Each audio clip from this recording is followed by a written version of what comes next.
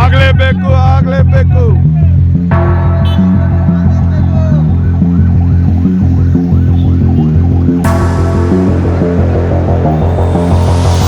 ಹುಬ್ಬಳ್ಳಿಯಲ್ಲಿ ಮಾದಕ ವಸ್ತುಗಳ ಗಾಂಜಾ ಡ್ರಗ್ಸ್ ಸೇವನೆಯಿಂದ ಯುವ ಪಡೆ ದಾರಿ ತಪ್ಪುತ್ತಿದ್ದಾರೆ ಎಂದು ಉತ್ತರ ಕರ್ನಾಟಕ ಆಟೋ ಚಾಲಕರ ಮಾಲಕರ ಸಂಘದಿಂದ ಮಾದಕ ವಸ್ತುಗಳಿಂದ ಆಗುವ ಪರಿಣಾಮಗಳ ವಿರೋಧಿಸಿ ಜಾಗೃತಿ ಮೂಡಿಸಲಾಯಿತು.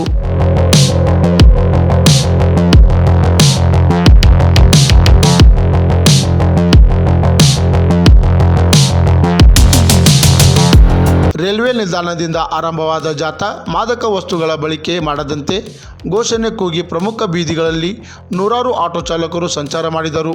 ಹುಬ್ಬಳ್ಳಿ ಧಾರವಾಡ ಪೊಲೀಸ್ ಇಲಾಖೆ ಬೆಂಬಲ ವ್ಯಕ್ತಪಡಿಸುವುದರ ಮೂಲಕ ಸಾರ್ವಜನಿಕರ ಗಮನ ಸೆಳೆದರು.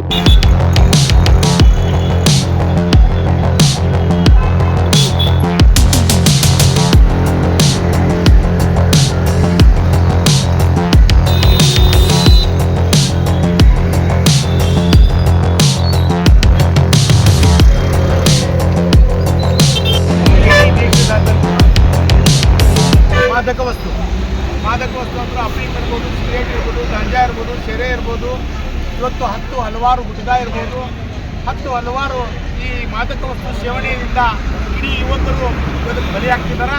ಹಾಗಾಗಿ ಇವತ್ತಿನ ದಿನ ಏನು ಎನ್ ಶಶಿಕುಮಾರ್ ಸಾಹೇಬರು ನೇತೃತ್ವದಲ್ಲಿ ಮಹಾನಗರ ಹುಬ್ಬಳ್ಳಿ ಮಹಾನಗರ ಪೊಲೀಸ್ ಆಯುಕ್ತರು ಎನ್ ಶಶಿಕುಮಾರ್ ಸಾಹೇಬರ ನೇತೃತ್ವದಲ್ಲಿ ಇವತ್ತು ಉತ್ತರ ಕರ್ನಾಟಕ ಆಟೋ ರಿಕ್ಷಾ ಚಾಲಕರ ಸಂಘ, ಹುಬ್ಬಳ್ಳಿ ಆಟೋ ಮಾಲಕರ ಚಾಲಕರ ಸಂಘದಿಂದ ನಮ್ಮ ರೈಲ್ವೆ ಸ್ಟೇಷನಿಂದ ಇವತ್ತು ನೂರಾರು ಸಂಖ್ಯೆಯಲ್ಲಿ ಇವತ್ತು ನಮ್ಮ ಆಟೋ ರೈಲಿ ಮುಖಾಂತರ ಜನಜಾಗೃತಿ ಮೂಡಿಸಿದ್ದೇವೆ.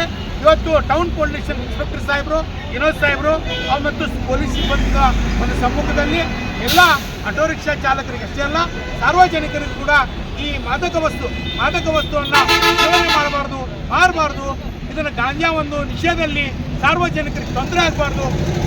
ಯುವಕರು ಇವತ್ತು ಹಾಳಾಗ್ತಿದ್ದಾರೆ, ಅದು ಆಗಬಾರ್ದು ದೃಷ್ಟಿಯಿಂದ ಇವತ್ತೇನು ಟೌನ್ ಪೊಲೀಸರಿಂದ ನಮ್ಮ ಇಡೀ ಎಲ್ಲ ಆಟೋ ರಿಕ್ಷಾ ಚಾಲಕರು ಪೊಲೀಸ್ ಇಲಾಖೆಯಿಂದ ಒಂದು ಜನಜಾಗೃತಿ ಮೂಡಿಸಿದ್ದೇವೆ.